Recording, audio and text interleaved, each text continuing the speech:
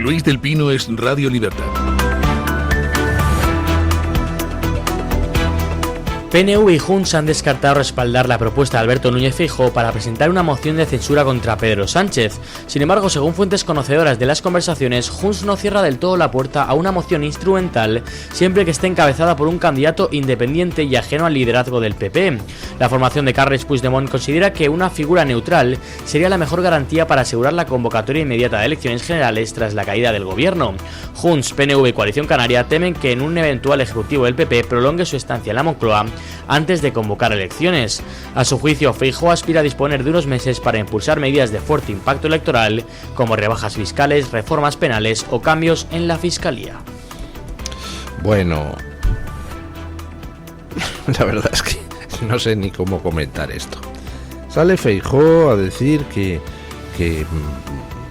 invita a PNV y Junts a una moción de censura, que Vox no tiene por qué entrar en el gobierno, que sería estar un tiempo mínimo imprescindible para hacer los cambios, para que si hay elecciones, pues entonces los organismos oportunos estén en las manos correctas.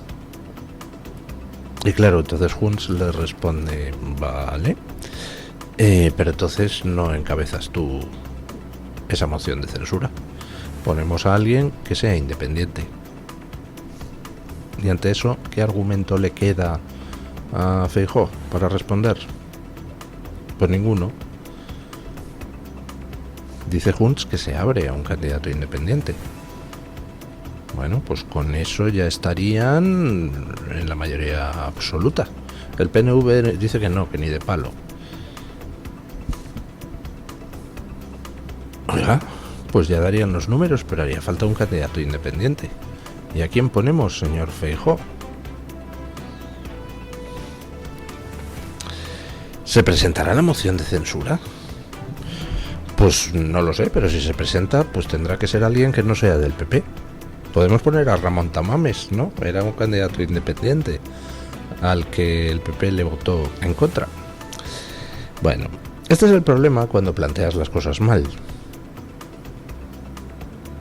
Porque la moción de censura, ¿cuál es el objetivo? ¿Desalojar a Sánchez del poder o desgastarle?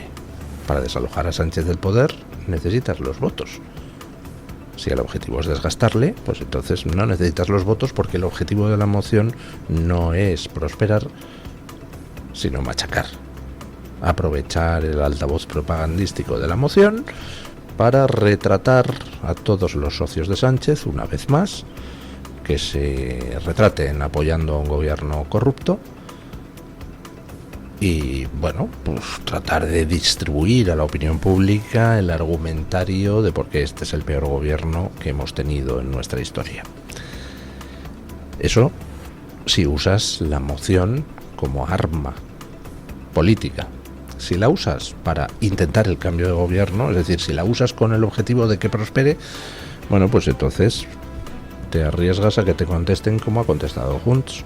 Venga, vale, a la moción instrumental, pero sin Feijóo. ¿Y ahora qué hace el PP? Pues no lo sé. Yo creo que todo esto es mero paripé. El PP no quiere hacer nada de nada.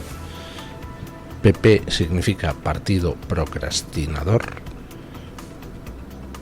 Y bueno, por tanto, pues ahí seguirán vegetando a ver si, yo qué sé, cae un meteorito en la Moncloa y acaba con Sánchez, o llega alguien desde fuera de España y le dice, Sánchez, vete, o Sánchez de repente quiebra y anuncia su dimisión llorando. Yo qué sé, están a ver si cae la lotería en la sede de Génova 13. Lo de no presentar una moción, pues la verdad es que no se entiende muy bien.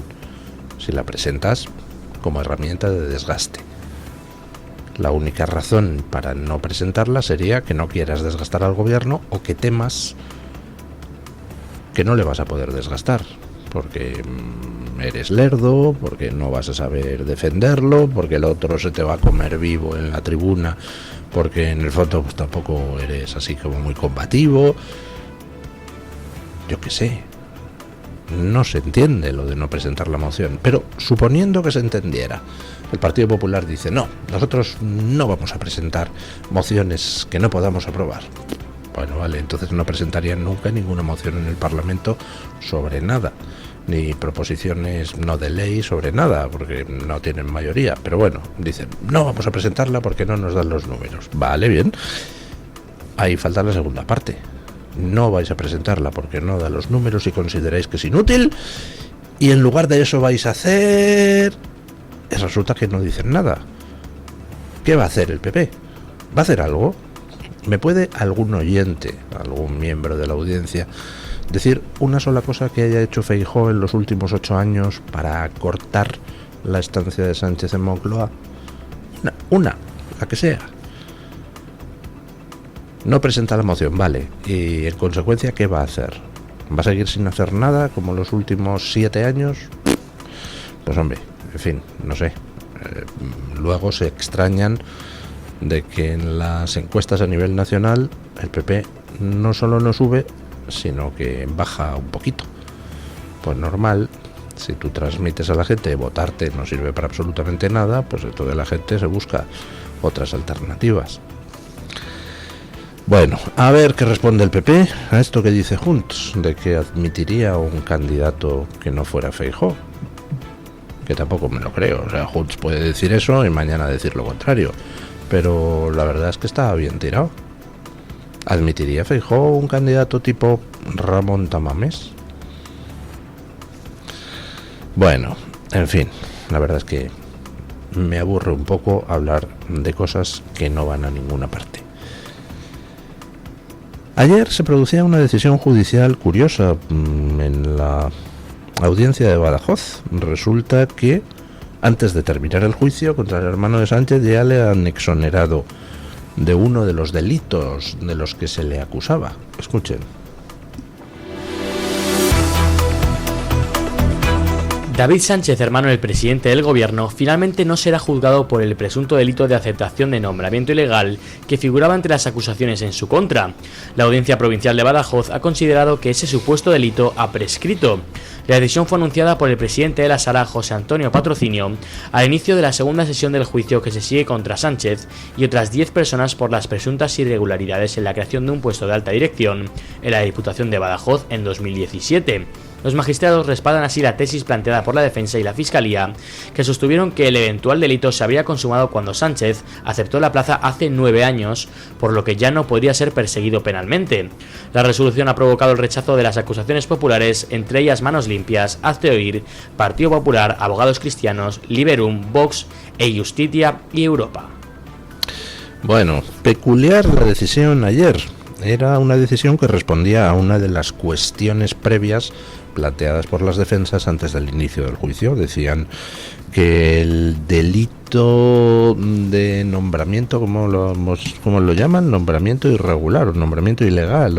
Nombramiento ilegal, Luis. De nombramiento ilegal, pues que como es un delito que conlleva una mera multa, entonces pues es un delito menor que prescribe al año.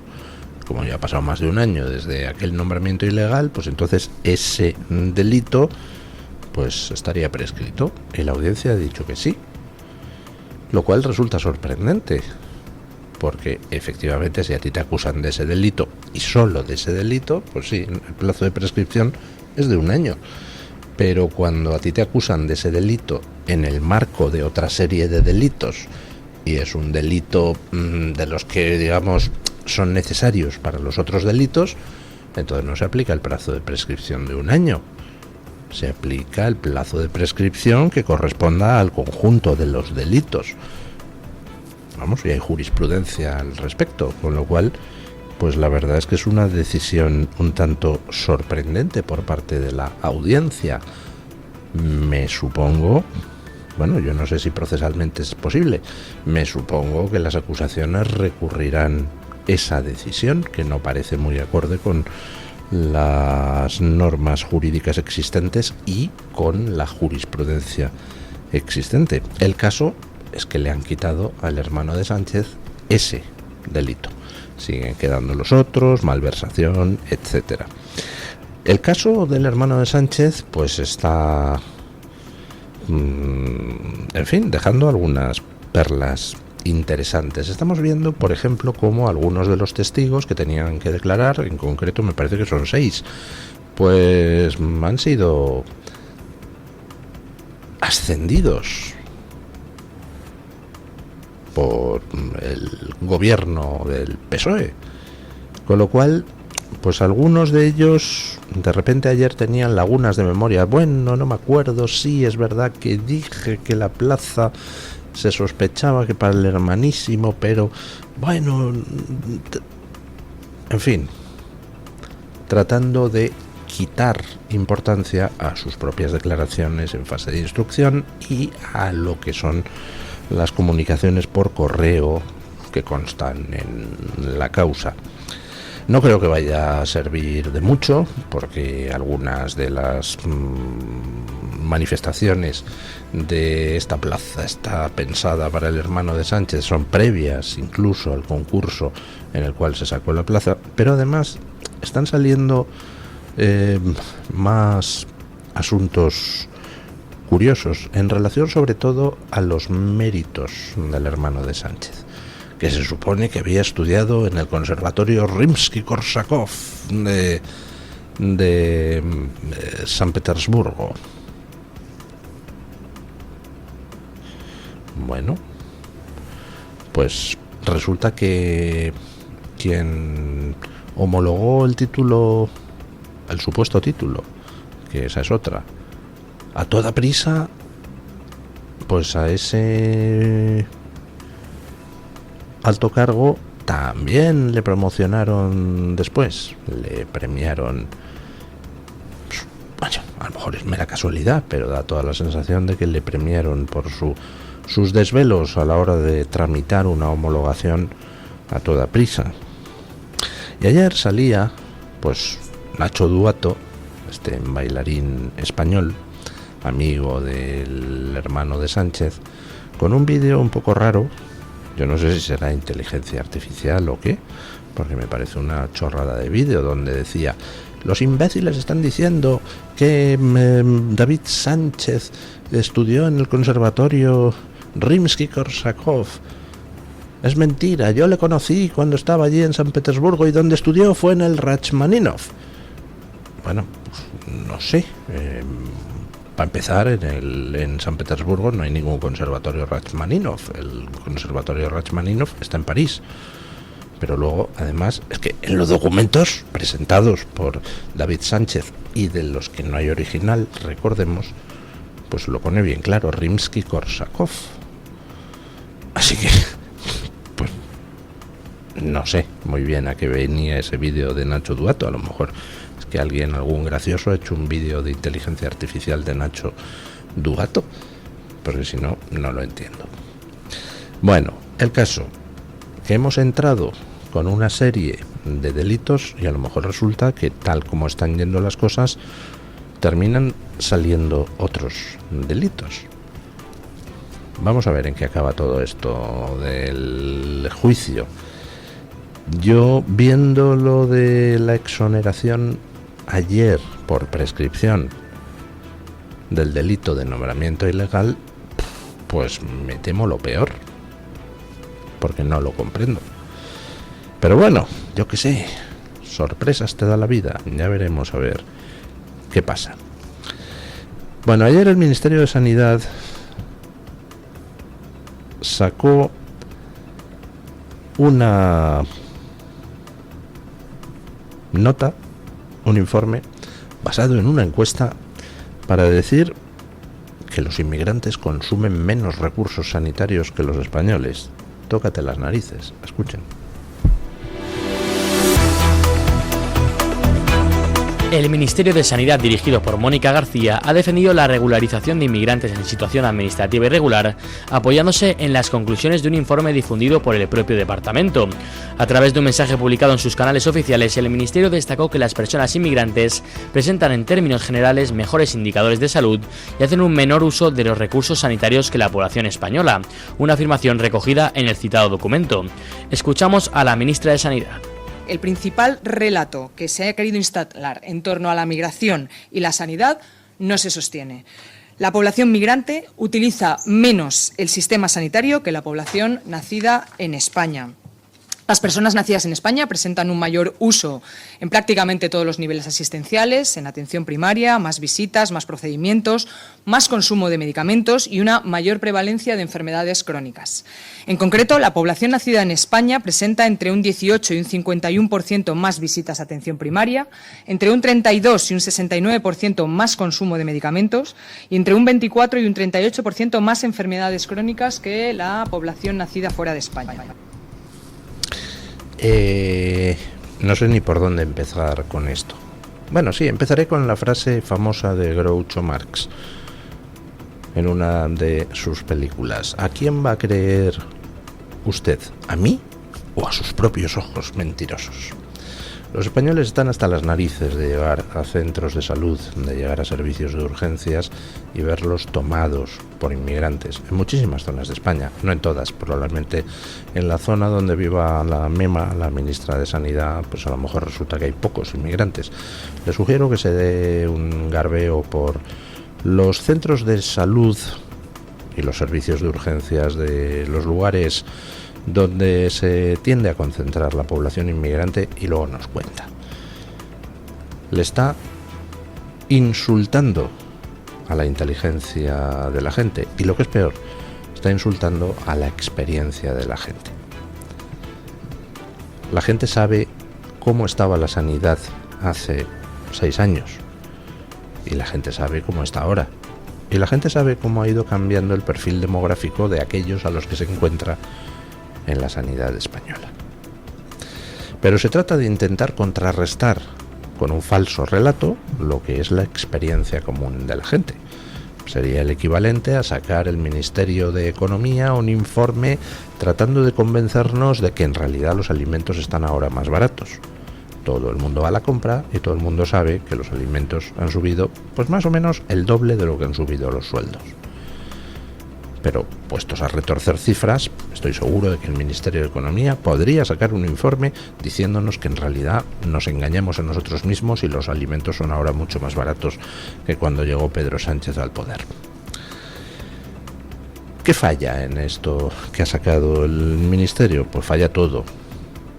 Para empezar, pues fallan los porcentajes de personas que se han entrevistado, donde hay menos representación de extranjeros de la que en realidad hay en el país, a saber cómo han elegido la base muestral. Yo que sé, a lo mejor han ido a la calle de Ferraz y entre los de la cloaca del PSOE han preguntado: a ver, Leire, ¿tú usas mucho la sanidad? Sí, porque soy española, la uso muchísimo, porque además me ponen de los nervios las acusaciones falsas de la fachosfera. Pues anotado. Y luego, pues falla una pequeña comparación. Suelta cosas, la MEMA, como los españoles tienen muchas más enfermedades crónicas.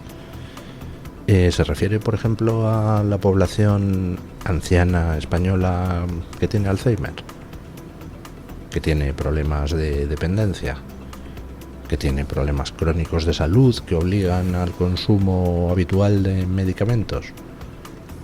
Me está comparando eso con la población inmigrante entre los 20 y 50 años que ha entrado en avalancha. Luego dice que los inmigrantes usan mucho menos la atención primaria. Ya, váyase urgencias. A ver dónde están los inmigrantes solicitando la atención primaria en vez de solicitarla en el centro de salud. Porque, entre otras cosas, además, los inmigrantes irregulares, hasta hace nada que acaba de concederlo el gobierno, resulta que la única vía que tenían era urgencias. En fin, un despropósito el informe de la MEMA, pero me quedo con lo fundamental. Lo fundamental es, ¿están tan preocupados como para intentar sacar un informe diciéndole a la gente: no creas lo que ven tus ojos, créeme a mí? Pues nada, mucha suerte, MEMA. la vas a necesitar para convencer a la población española de que en realidad los inmigrantes a lo que vienen es a arreglar el sistema sanitario. Por cierto, una última consideración. ¿Te has planteado, Mema, que incluso si fuera cierto lo que dices, que no lo es mentira, es una manipulación estadística, pero incluso aunque fuera cierto, ¿te das cuenta de que es irrelevante? Si tenemos una población de 40 millones de personas españoles, inmigrantes legales que ya estaban consumiendo servicios sanitarios, y para eso tenemos un presupuesto X, si tú a esos 40 millones de usuarios les añades de repente otros 5 millones de usuarios y no aumentas el presupuesto X de sanidad correspondientemente, pues entonces es irrelevante que los 5 millones que entran nuevos al sistema sanitario consuman proporcionalmente menos sanidad o no.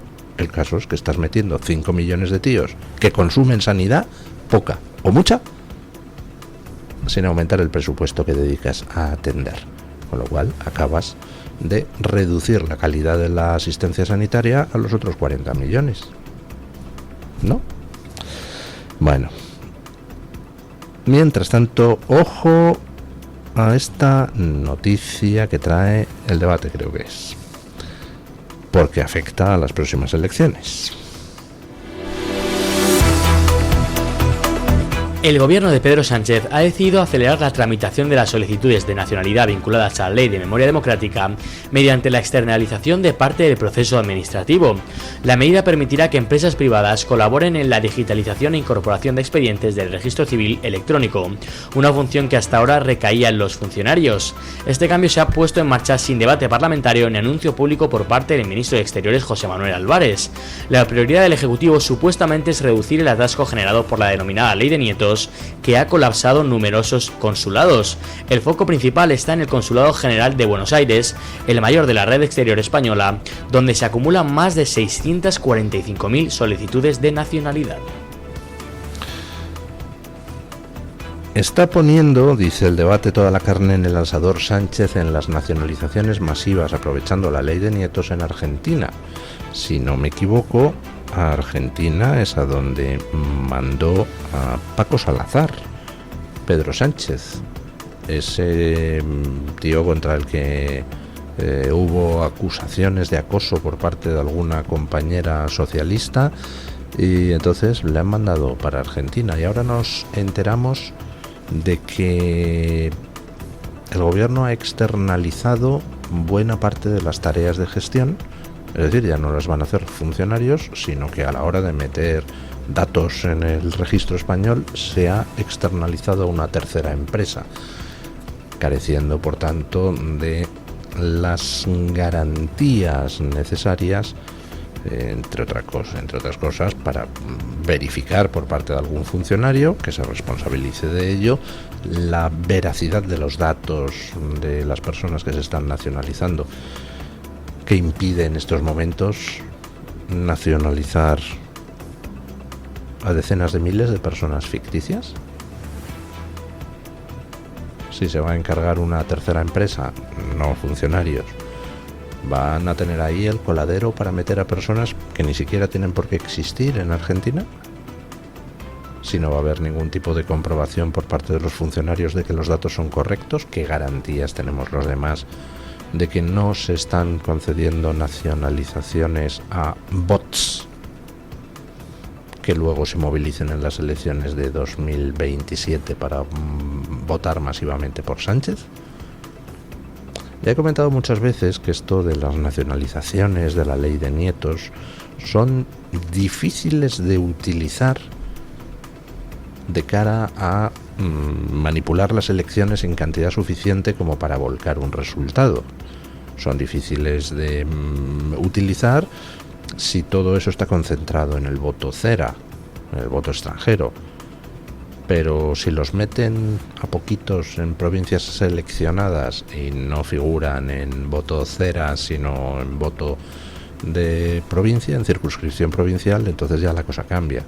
¿Qué se está haciendo ahí con la ley de nietos? ¿Y qué demonios está haciendo la justicia española que no paraliza toda esta evidente barbaridad, tanto en lo que respecta al censo, en lo que respecta a la ley de nietos, como en lo que respecta a las regularizaciones de ilegales? El problema no es Sánchez. Sánchez es alguien que carece realmente de poder propio. Sánchez solo puede hacer aquello que le dejen hacer. Aquello que le dejen hacer quienes están en posición de decir no. Y en concreto los jueces, las altas instancias de la judicatura, tienen una enorme responsabilidad en lo que está pasando. Si Sánchez no está ya en la cárcel por ejemplo, gestionar una pandemia con un comité de expertos inexistente, pues es porque la justicia no ha querido. Si Sánchez no está en la cárcel por lo que hizo en la Dana de Valencia, 3 días esperando la ayuda a la gente, pues es porque la justicia no ha querido. Si Sánchez no está en la cárcel para responder por homicidio imprudente, por el gran apagón, es porque la justicia no ha querido. No es Sánchez, son las altas instancias judiciales las que están fallando a los españoles, con todas las excepciones puntuales de determinados jueces que sean buenos jueces o al menos pasables. Pero Sánchez, todo lo que hace, se le podía haber parado hace mucho tiempo. Pero amigo, los cajones del Supremo deben de ser profundísimos y nunca se encuentran los expedientes que se meten ahí. Bueno, vamos con la noticia de interés general del Banco de Santander con doña Carmen Carbonell.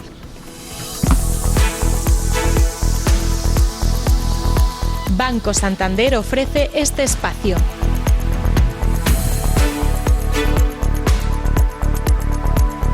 El gobierno de Pedro Sánchez ya está desactivando parte del plan anticrisis aprobado para afrontar el impacto económico del conflicto en Irán. Recuerden que la electricidad y el gas natural, junto con las briquetas, pellets y leña, ya están de nuevo al tipo de IVA general del 21% tras solo mes y medio al tipo reducido. También sube el impuesto especial de la electricidad, que se sitúa en el 5% habitual. Sí se mantienen de momento las bonificaciones a los carburantes, porque su inflación sigue muy por encima del umbral fijado para retirarlas. También mantiene las ayudas a agricultores y transportistas y los descuentos adicionales del bono social sin fecha aún de retirada. Banco Santander ha ofrecido este espacio.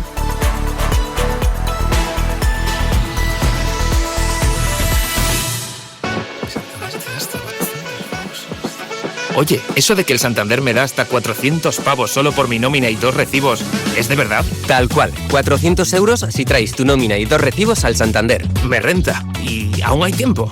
¿Dónde veo las condiciones? Hasta el 10 de junio de 2026. El importe está sujeto a retención según la normativa fiscal vigente y tienes todo en bancosantander.es. Vale, pues hoy me nomino. Es el momento. Santander.